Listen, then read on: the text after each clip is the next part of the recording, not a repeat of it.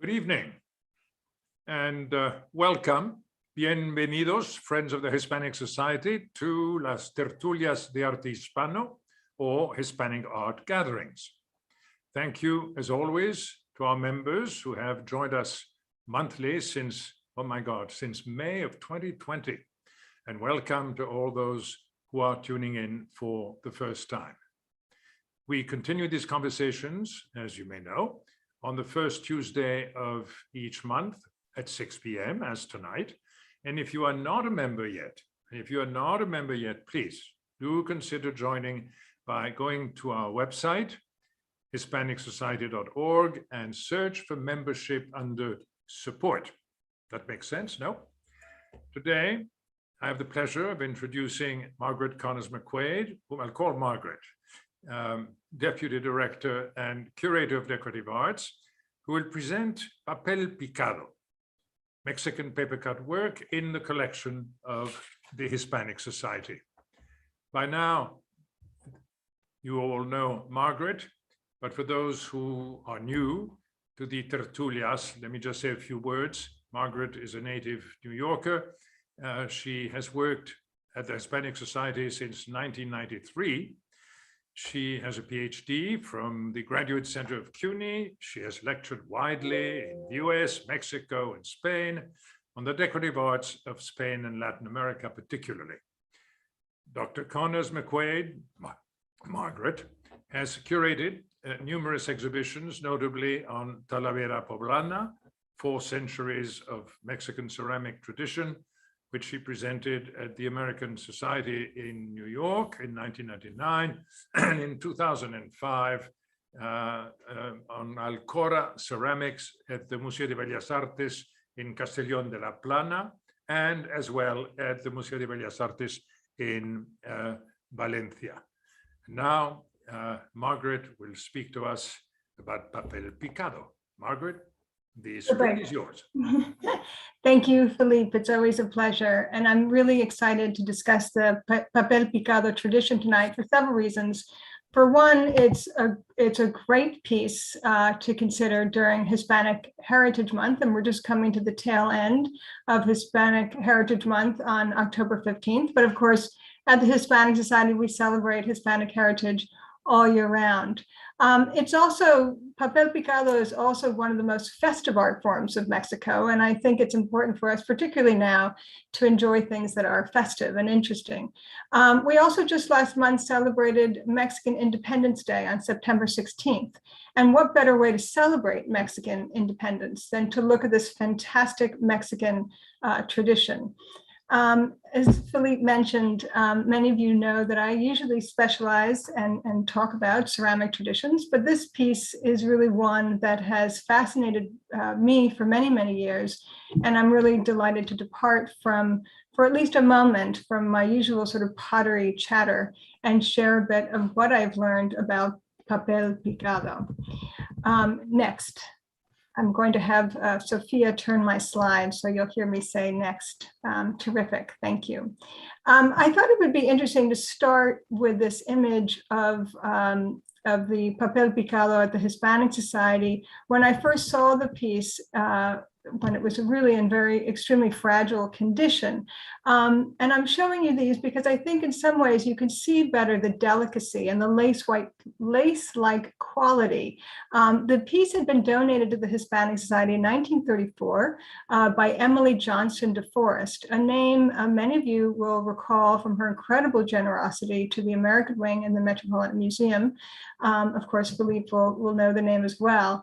And I'm interested in her for her influence on collecting of Mexican ceramics here in the United States, which I will leave for yet another discussion. But I mention it because this piece is among numerous works she collected during and after a trip she made in Mexico in 1904.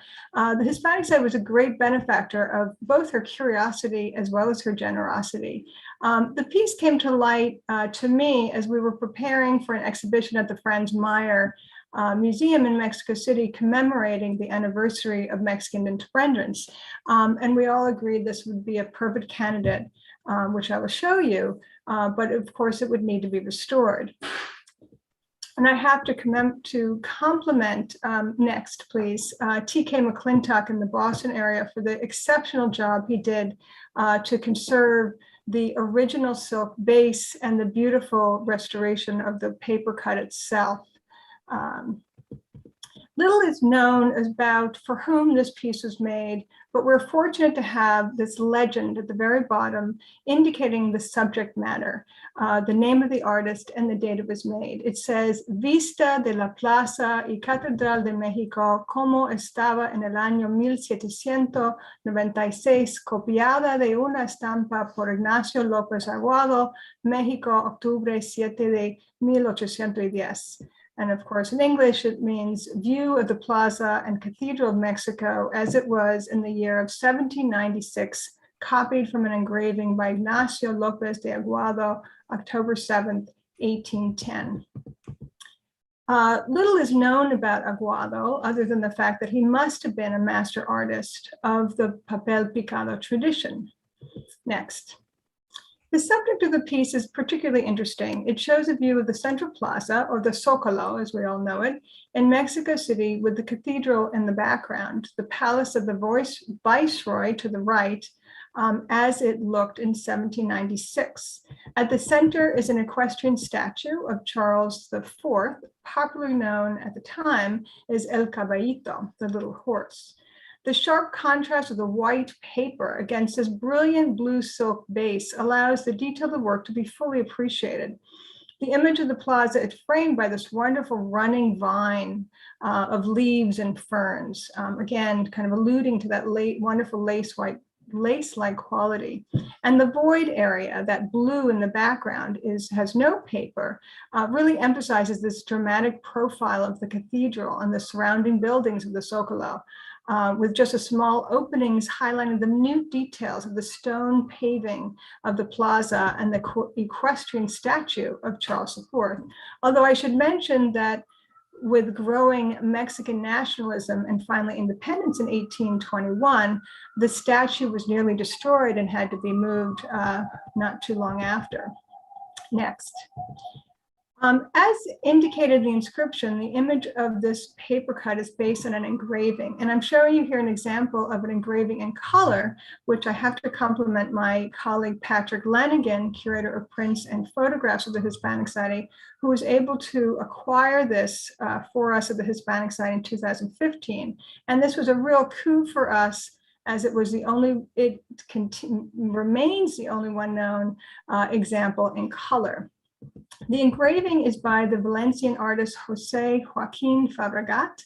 Fabregat was a well-established engraver in Spain who was sent to Mexico in 1788 to work at the Royal Academy of San Carlos of Noble Arts of New Spain in Mexico City.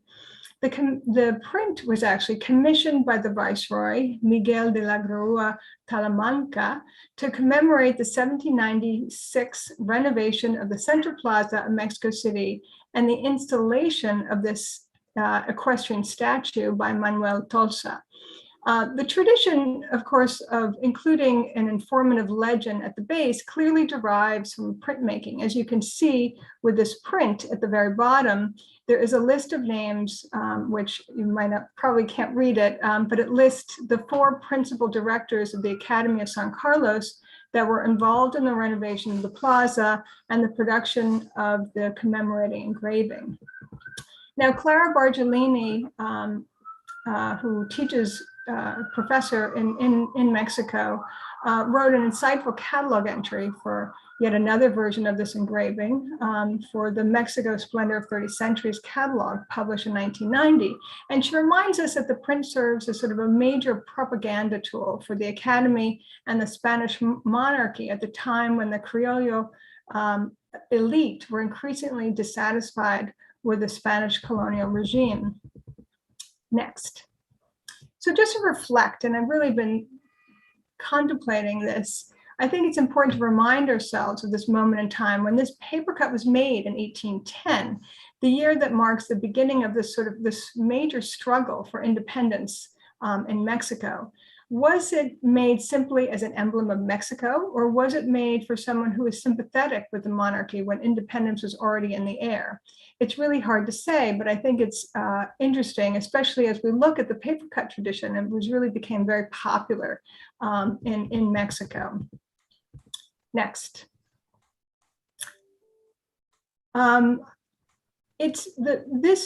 The piece of the Hispanic Society is actually very unique, and there are very few examples that have survived. Other known examples signed by Aguado are less provocative. Here's one signed by Ignacio Aguado, which is in the collection of the Franz Mayer Museum in Mexico City. And the Franz Mayer actually has a number of examples, but most are much smaller in size, and they were kind of produced as part of a pendant. So they tend to be small and much more simplified. This one shows you two neoclassical palaces and a fountain that contains a legend in the bottom in the paper cut below the image. And it says, por Ignacio Aguado, México, Octubre 25 de 1833. So that's by Ignacio Aguado, Mexico, October 25th, 1833. And it really takes some kind of focus to read the date, but I'm pretty certain that it reads 1833. Next. Another example that I wanted to show is also from the Franz Mayer collection. This one, unfortunately, suffered some damage, and you have to understand that the paper is so fine that it's really not unusual to find a piece that has some damage to it after centuries or a century.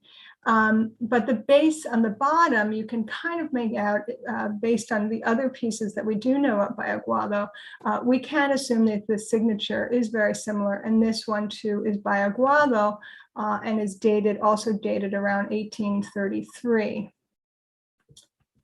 Next. I recently, just during the pandemic, I arrived to work, and we get a lot of auction catalogs, and sort of looking through one of the catalogs, I came across this paper cut, this Papel Picado, which is signed by Bernabe de Montes, which is a wonderful example, and also signed. The auction house actually reads it slightly differently, but it says at the base, made by Bernabe de Monte at the age of, I read it as 18 in 1825. The auction catalog says 10. It would be awfully impressive if he made it when he was 10, but I'm pretty certain if you look at the date of 1825, the 8 certainly looks like an 8 and not a 0. And if you assume that's an 8, then I think he was 18. Nevertheless, Montes was very young when he made this piece. What's striking to me is the similarity in appearance to embroidery work here.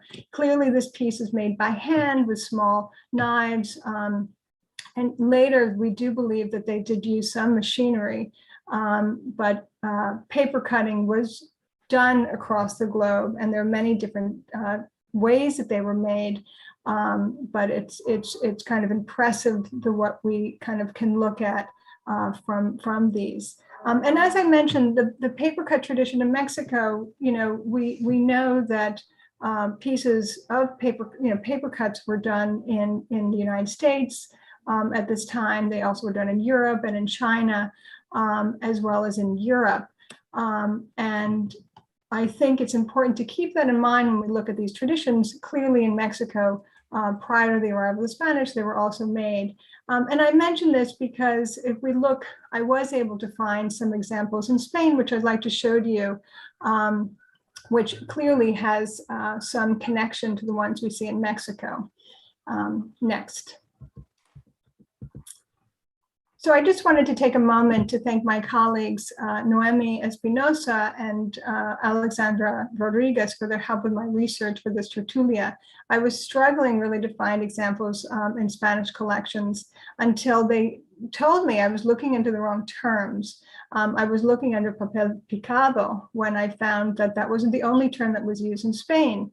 The tradition was also referred to as grafidia. And once you start just when you discover the terminology for this different types of art forms, certainly this is not the only one, you kind of opens you up to a lot more information. And so Alexandra actually was terrific in finding this primary source from the late 18th century, from 1794, which mentions the term papel picado, but also it talks about papel picado in the same breath of embroidery. And I just thought that was very interesting relationship and sort of a good lesson and how we do research. And this is a wonderful encyclopedia that talks about the tradition and gives some detail as how these pieces were made. Next. So we know that they certainly was an important tradition in Spain, and we were fortunate at the Hispanic Society have a couple more examples in our rare books and manuscript collection. And so I'm showing you one from a book of hours in silhouette from the late, actually mid 18th century, I think it's 1765, which is always fun to have. Next, please. Here's another example from the first half of the 19th century. This is not in our collection. This is another one that was found in an auction catalog, but it reminded me of what we see with the aguado piece, with this sort of careful paper cut overlaid on top of a blue ground. According to the entry from the auction house, where it was recently sold, the piece was commissioned for the Prince Sebastian Gabriel de Bourbon, but unfortunately we don't have much information beyond that, but it is interesting that it did form part of the royal collection. And next. And from the Museo de Romanticismo is this charming Holy Family paper cut from the mid to late 18th century, attributed to Maria de la Concepción Godoy de Alcántara, which is also a wonderful example. But I really didn't want to spend too much time on the Spanish examples. I wanted to focus on Papel Picado from Mexico next. So if we go back to our wonderful aguado Papel Picado, I just want to consider the relationship between these intricate paper cut traditions that we find with aguado and the Monte work from the 19th century, and then to look at the Papel Picado tradition that we find today. The 19th century examples we see were clearly designed to be on a board with a contrasting color fabric, with really accentuating the piercing of the work. Next. And if we contrast that to what is known as Papel Picado today, which is the widely popular Mexican tradition, which is meant to be hung like streamers or set on banners, which I'm showing you here in these photographs. It's really not possible to visit Mexico or even enter into a restaurant without coming across these festive banners. They really adorn most outdoors as well as indoor festivals, and are often even found to be part of offerings in Mexico. Next. Paper cut work has been an important art form in Mexico since the pre-Hispanic period. The Aztecs are known to have chiseled spirit figures in bark, and that tradition continues today. At some point, though, in the turn of the 20th century, the technique was popularized in the early 20th century in the city of San Salvador, Huicolotla, not to be confused with Huitlacoche, which is that wonderful mushroom that grows from the corn. But in Huitlacotla, which is located, I'm showing you a map where the city is in the state of Puebla, is really considered to be the birthplace of Papel Picado. And if you visit the city, you will find that many households contain small workshops of Papel Picado. It's a tradition that has been passed from generation to generation. At some point, it's said around 1930, the tradition is believed to have kind of spread beyond the city to other parts of Mexico and really kind of been a major sort of iconic tradition throughout the country. And in 1998, the governor of the state of Puebla decreed the Papel Picado tradition in San Salvador, Huicototla, as part of the cultural heritage of the state of Puebla, the Patrimonio Cultural del Estado de Puebla. Next. While Papel Picado banners are used for practically any celebration, they were likely first popularized for the Day of the Dead celebration, and they're actually even frequently incorporated into altar offerings. Next, if you can show the next one, you can see a altar offering. And those of you who are not familiar with the Day of the Dead celebration in Mexico, it's not Halloween. It's not the same as Halloween in the United States. Rather, it's a very important Mexican tradition to honor the departed family members with offerings, and also to bring living family members together to kind of celebrate to their departed, their family members. Making Papel Picado, next, is very much in many ways a craft tradition in Mexico and found in households. And as I mentioned, continues for generation and generation. And I'm showing you here some great photographs that were shared with me recently. And you can see this man, Don Rene Mendoza, has taken a group of tissue, these very thin layers of colored tissue. He's layered them on top of one another, and he's piercing them with these chisels. And on the left, I'm showing you the number of different types of chisels that he would need to make these papel picado. Now, the use of tissue paper to make papel picado makes this tradition very much an ephemeral art form. It's not intended to last a long time, especially if it's left outside and to the elements. The ephemeral nature of the papel picado underscores its relevance as something temporary and actually quite spiritual during the Day of the Dead. Papel picado can also be made by folding the tissue and using it in taking sort of scissors and cutting, and many of you may have done this in school, but more commonly is, as I'm showing you here on the right, is using the chisel and a mallet, as you see Don Rene Mendoza here on the right.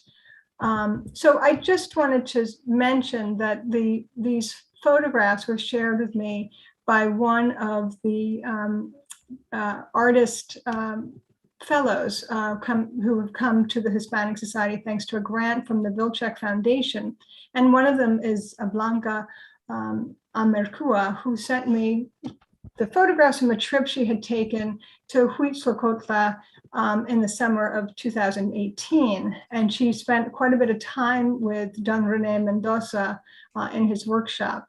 And if you go to the next image, and here is Blanca on the left working with Don Rene. And I love this photo with, she's working hard on with her chisels, and the grandson is just to her left, kind of peering his head, and kind of emphasizes sort of this family tradition and kind of all of this all happening in one's home. And on the right is a photograph that Blanca shared with me of a workshop she did recently in Riverside Park in 2021, which is really wonderful. And she's one of the few artists who is really sharing this tradition in the United States. Let's see. So can you go next? So one thing I didn't mention, but once the pieces are completed, the idea of using up to 40 or 50, can you go back one?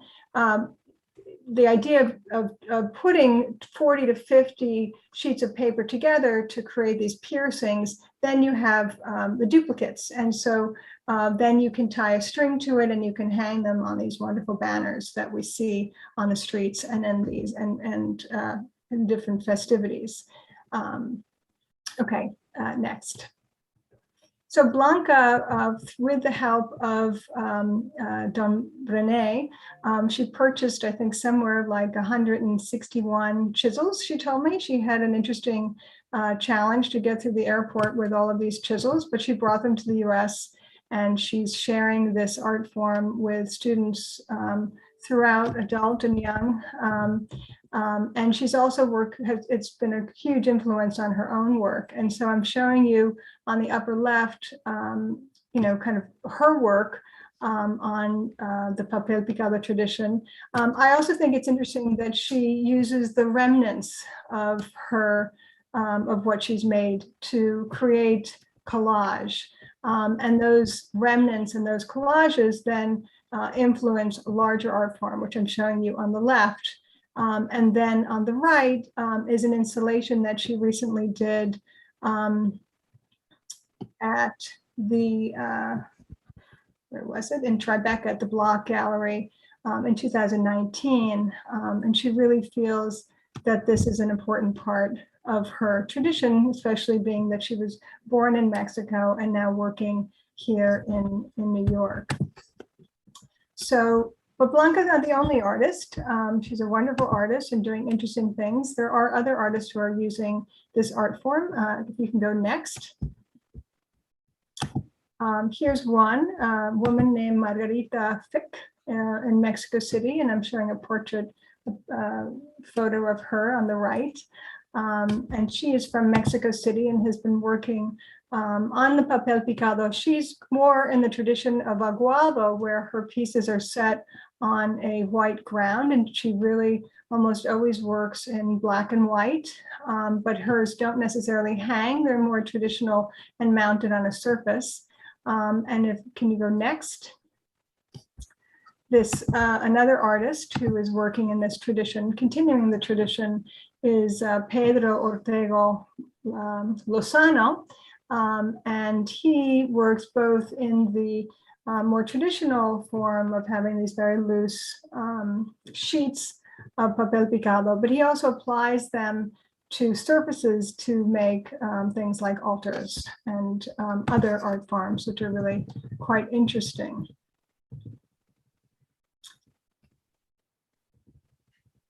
So, in doing this, preparing for this Tertulia, I found a number of interesting artists, and I just thought I would share these few with you, but I encourage you to look. There's a number of them to look online. You can also find quite a bit of information and even videos of the technique of how it was made. But I do want to leave some time for questions, and I hope that this brief review shines some light on this fascinating tradition. And I'm leaving you first. I just want to thank Noemi Espinosa, Alexandra Rodriguez, and Blanca Almazcua for their help, and leave you my email should you have any questions or comments that are not addressed this evening. Thank you so much. Thank you, Margaret. I think that was an absolutely amazing presentation of an amazing art form.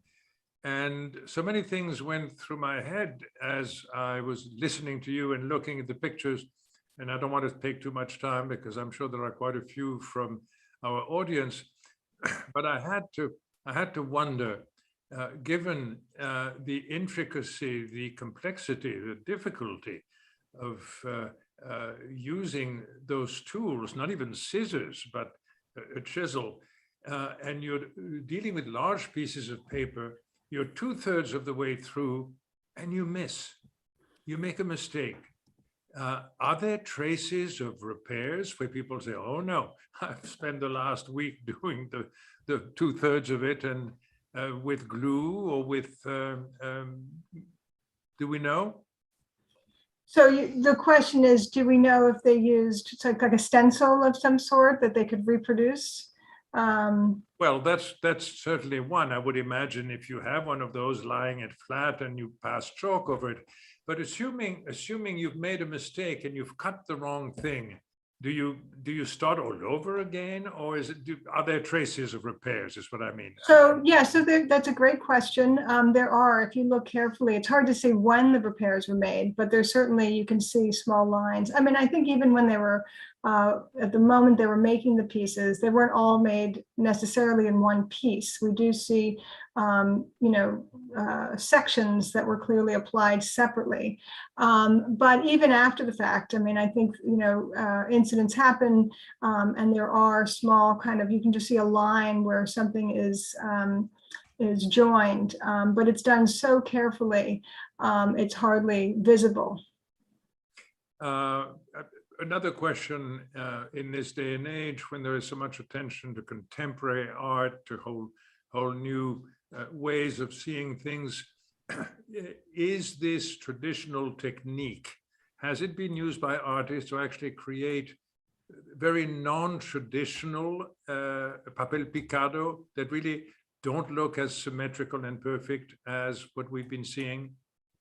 So there was an exhibition recently on an artist, and I forgetting the name, where it was almost sort of like very a reproduction of a piece of paper. I think the paper itself wasn't that interesting, but they did piercings through it. So it was very much of a contemporary piece, but emulating the Papel Picado tradition, but in a very contemporary way. And in the exhibition, in fact, to photograph it, you really have to photograph it as an installation, and there are pieces hanging from the ceiling.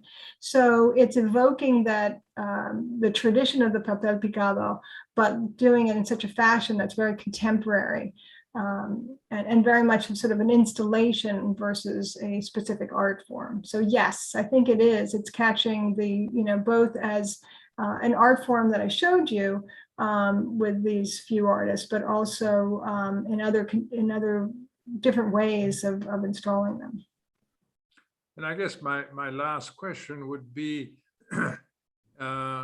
these, of course, had a particular use, and you indicated they were used as banners, they were hung and so forth. Was there a real value, a monetary value attached to them? Was there a market in which these were exchanged, traded, bought and sold? So it's not clear. I haven't quite gotten to that. I mean, I think we'd have to look, really do some more archival research. I'm sort of astonished that there has not been as much research on the topic. What we see is very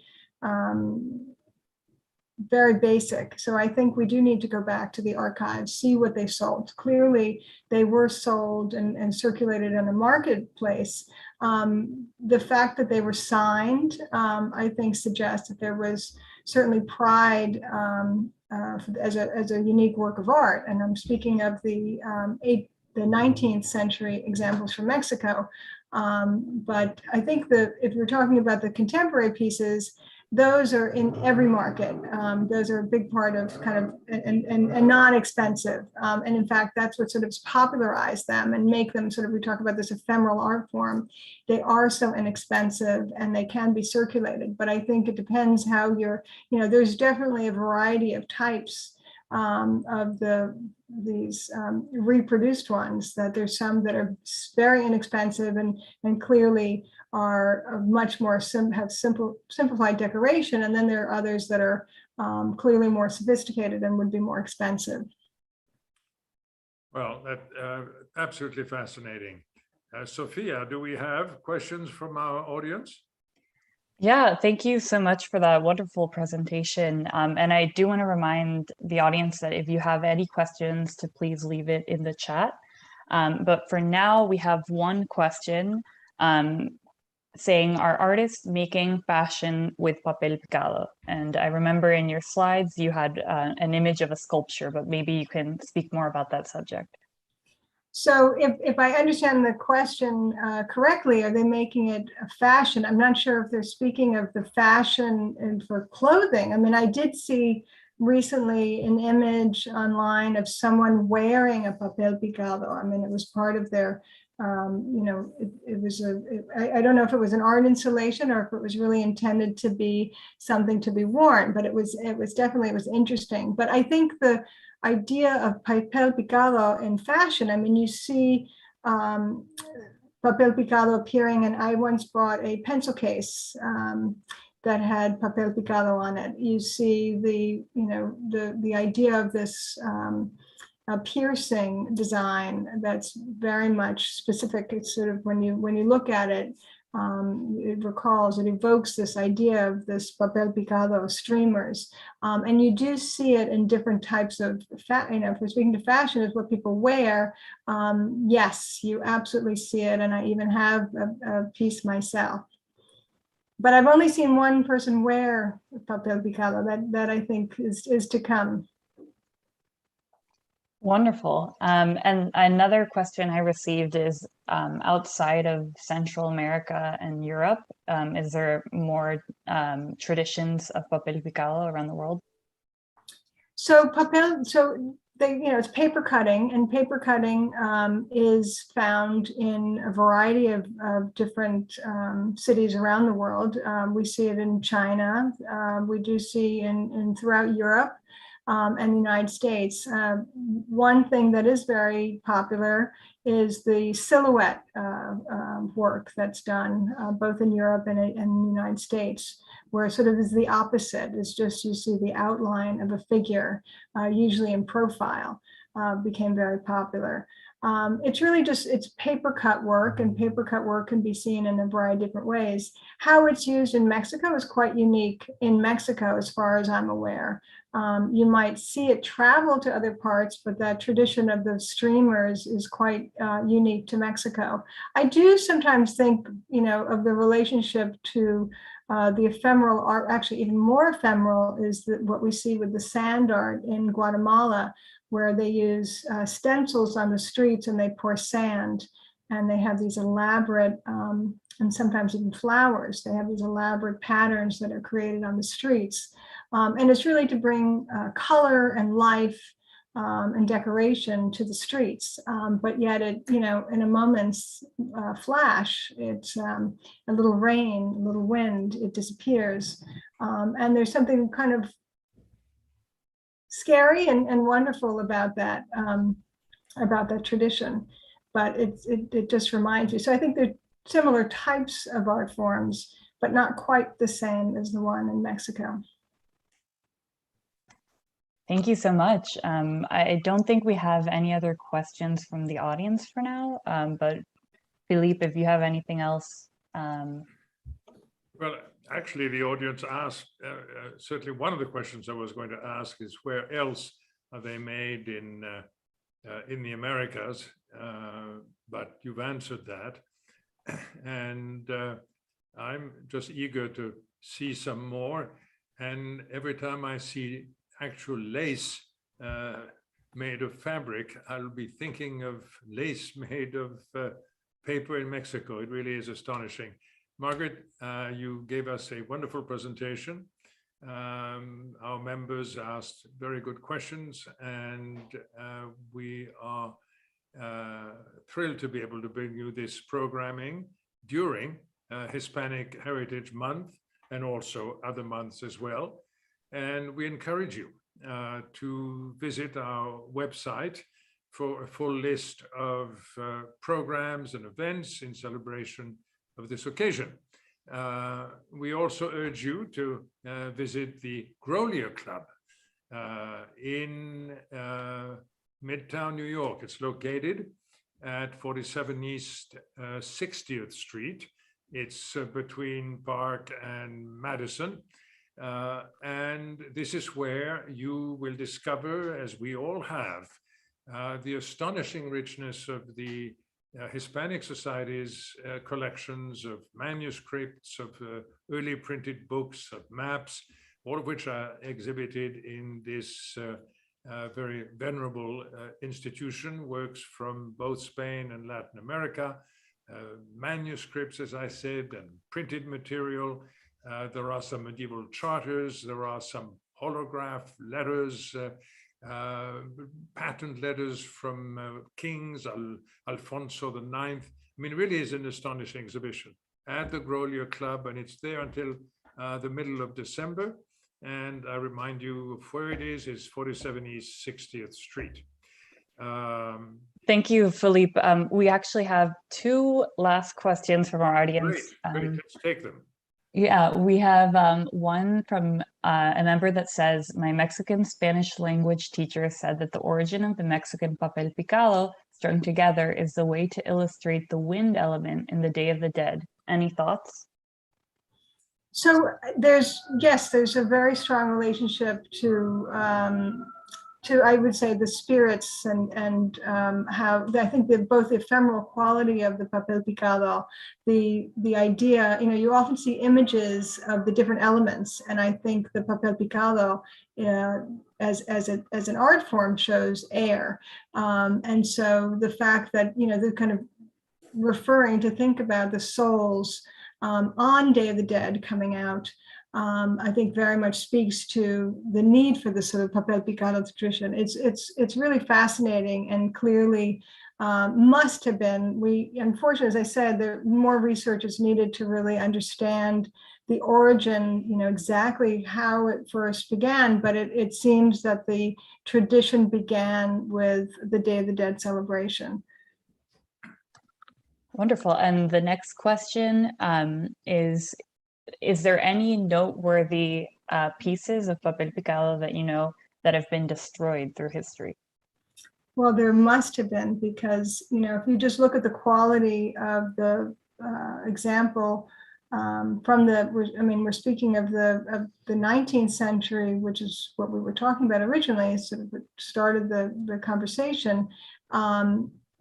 First of all, there must be many, many more examples than we're aware of, but the fragile nature of them suggests that clearly they must have been destroyed. I mean, if we just, Aguado must have produced many more examples. We only know of a handful, but he clearly was very skilled and must have had, we have a piece from 1810, and then we have another piece from 1833. He must have made others in between.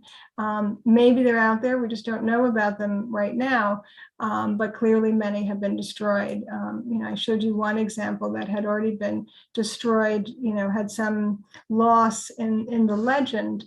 And if we think about just pottery, when you have an art form and it depends how careful you are with your piece. I think of your plates that you have in the house, and if it breaks, you might throw it out. So if somebody has a piece of Papel Picado, they love it, and it's damaged, they may just, I hate to think about it, but they may not keep it, not restore it if it's that damaged. So I definitely would regret to say that there must have been pieces that were damaged that we lost, but it is a wonderful, paper in general is a wonderful tradition, but it is quite fragile. Thank you so much, Margaret. I think those are all the questions we have. Well, those were very good questions that our members have asked, and I'm delighted you posed them. And I do want to conclude by simply announcing that we are opening yet another exhibition, this time in the East Building at Audubon Terrace. And it is devoted to the gilded figures, that's its title, wood and clay made flesh. And this is an exhibition of polychrome sculpture from our own collection and dating from the 15th through the 17th century. Some 30 or so pieces. And what's astonishing about it is that, if I'm not mistaken, I think only the museum in Valladolid of Spanish sculpture could mount an exhibition with so many pieces of absolutely the first quality by the best artists of their time, including a couple of remarkable women artists. La Roldana is one of them. No other museum has a collection equal to this. This opens on the 14th or 15th of October. It'll be on the website if you want to be certain of the exact date, and we look forward to welcoming you there. And in the meantime, all I can say is gracias to all of you, and buenas noches y hasta la próxima. Thank you, Philippe. Thank you, everyone. Thank you, Have a good Margaret, night. very much.